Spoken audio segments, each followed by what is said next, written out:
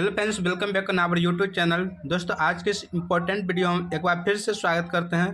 दोस्तों, आज के इस इम्पोर्टेंट वीडियो हम लेकर आए हैं महत्वपूर्ण तथ्य जो कि बहुत ही इम्पोर्टेंट होने वाले हैं, जो मैकेनिकल डीजल थ्योरी से रिलेटेड हैं। दोस्तों, इसको इस वीडियो के अंत तक जरूर से ज़रूर बने रहें और इस वीडियो का लाभ उठाएं। तो चलते हैं दोस्तों अपनी टॉपिक और।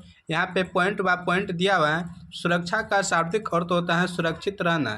क्या होता है? सुरक्षा का शाब्दिक अर्थ होता है सुरक्षित रहना। संपूर्ण सुरक्षा में स्वयं की सुरक्षा के साथ मशीनों एवं कार्यखंड की सुरक्षा भी सन्निहित रहती है। मतलब कि अपने सुरक्षा के साथ साथ मशीन का सुरक्षा भी करना चाहिए। उसके बाद है, किसी भी मशीन को जानकारी के अभाव में नहीं चलाना चाहिए, क्योंकि यह दुर्घटना का क्या कारण बन सकता है। यानी कि अगर आपको उस चीज़ का नॉलेज नहीं है तो उस चीज़ को आप नहीं कर सकते हैं। अगर आप वो कीजिएगा तो आप दुर्घटना होने की संभावना वहाँ पे हो सकती है। नेक्स्ट है, किसी भी स्थान अथवा कार्यशाला में दुर्घटना से बचाने के लिए विभिन्न सुरक्षा संकेत उपलब्ध होते हैं।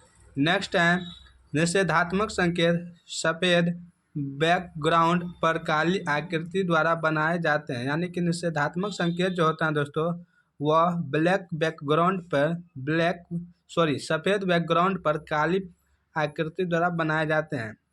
उसके बाद है, अनिवार्य संकेतों द्वारा कारीगरों को सुरक्षा निर्देश दिए जाते हैं। किससे?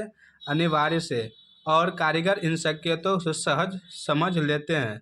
उसके बाद यहाँ पे अनिवार्य संकेत नीली पृष्ठभूमि पर सफ़ेद संकेत द्वारा वृत्त के आकार में होते हैं।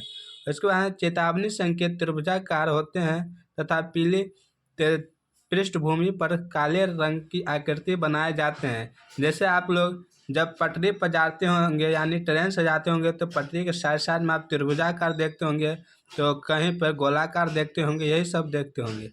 उसके बाद चलता है, सूचनात्मक संकेत वर्गाकार होते हैं तथा हरी पृष्ठभूमि पर सफ़ेद रंग की आकृति या सफ़ेद पृष्ठभूमि पर लाल रंग की आकृति द्वारा प्रदर्शित किए जाते हैं। उसके बाद है, कारखानों में अधिकतर दुर्घटना असावधानी के कारण होते हैं। जो कारखाना जहाँ पे आप काम करते हैं दोस्तों, वहाँ पे जो दुर्घटना होती है वो असावधानी के कारण होती हैं। यानी कि जो नहीं करना चाहिए वो आप कर बैठते हैं वहाँ पे, या आपके बाल बड़े बड़े होते हैं और वो हवा के कारण मशीन में थोड़ा सा भी चल जाता है तो उससे दुर्घटना हो जाती है।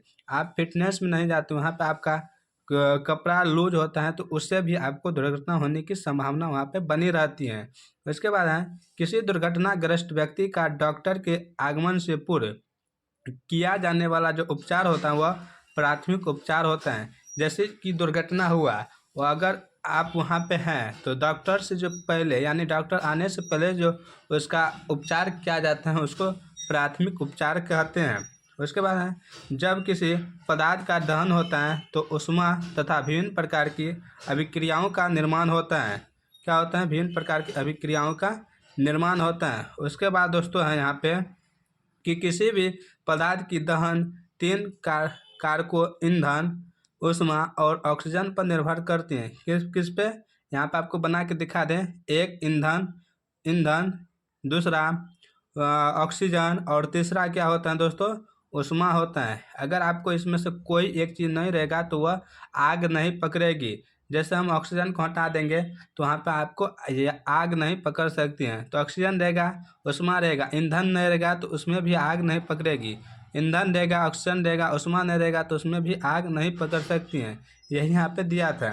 उसके बाद है, लकड़ी, कागज, कपड़ा, जूट आदि से लगने वाली आग श्रेणी 1 की अग्नि में आती है। किसमें? श्रेणी 1 में। दूसरा है, श्रेणी बी की आग के अंतर्गत मिट्टी के तेल, पेट्रोल, डीजल आदि से लगने वाली आग आती है। किसमें? श्रेणी 2 के आग में। नेक्स्ट यहाँ पे चलते हैं दोस्तों। नेक्स्ट यहाँ पे दिया हुआ है कि श्रेणी बी की आग बुझाने के लिए झाग उत्पन्न करने वाली यंत्र एवं कार्बन डाइऑक्साइड वाले यंत्र प्रयुक्त किए जाते हैं। किसमें?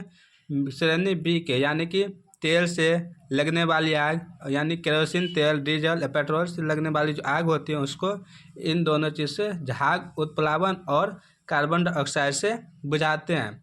श्रेणी सी के आग जो आते हैं यह सिलेंडर में भरी एलपीजी गैस इत्यादि से होती हैं। श्रेणी सी की जो आग होती है इसको बुझाने के लिए CO2, कार्बन डाइऑक्साइड, हैलोजन आदि सूक्ष्म रसायन प्रयुक्त किए जाते हैं। उसके बाद है सेरेनिटी की आग। इसमें बिजली के उपकरणों से लगने वाली आग, तारों एवं अत्यधिक धात्विक पदार्थों से लगने वाली आग जो होती है वह सेरेनिटी के आग के अंतर्गत आते हैं। उसके बाद है कार्बन डाइऑक्साइड प्रकार के अग्निशामक यंत्र में सोडियम बाइकार्बोनेट NaHCO3 का घोल भरा रहता है। किसमें? कार्बन डाइऑक्साइड प्रकार के अग्निशामक में। कौन चीज? तो सोडियम बाइकार्बोनेट NaHCO3 का घोल। उसके बाद आते हैं दोस्तों, उसके बाद क्या आता है यहाँ पे दिया है कार्यस्थल। क्या है दोस्तों?